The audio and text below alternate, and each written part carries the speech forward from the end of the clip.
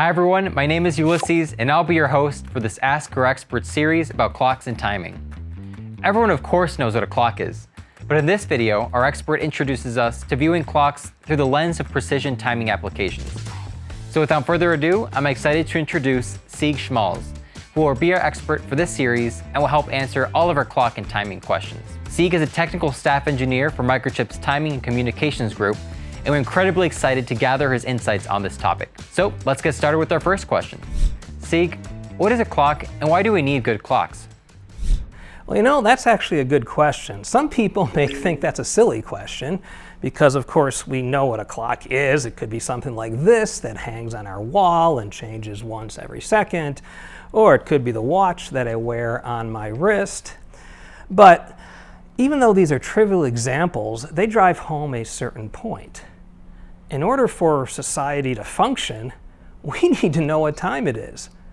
Otherwise, how would I know when to get up to go to work in the morning?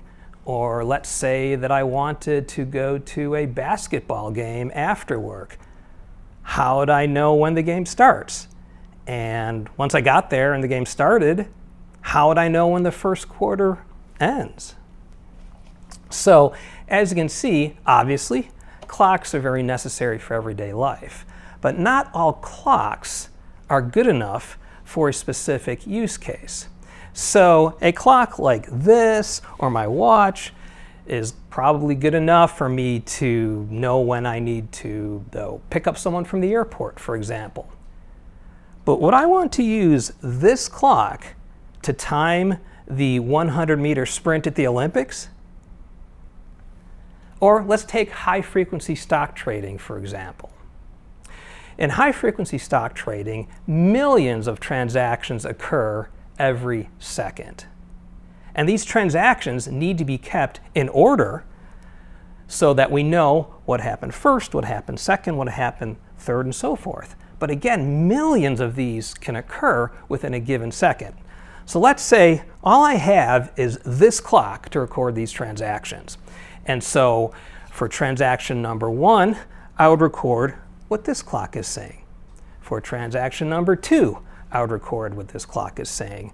For transaction number 3, I would record what this clock is saying, and so on and so forth. Now let's say I've had 5 million transactions in 1 second. Later in the day, when I need to compile these transactions and figure out what order they came in, would this clock be sufficient? Of course not. So let's move away from our common concept of a clock like this and talk about it more in electronic systems. To begin with, let's define a clock as a series of repeating periodic pulses. But simply knowing that a clock is a repeating series of pulses is not good enough to determine whether a clock is good enough for a specific use case. Electronic clocks are the heartbeat of systems worldwide. And unless they are very good, which we are going to get into defining, the systems may have problems or even fail, just like a human heartbeat. So a human heartbeat may beat something like boom, boom, boom, boom, and it is regular. As long as it's regular, my heart is working fine and I'm probably going to stay reasonably healthy.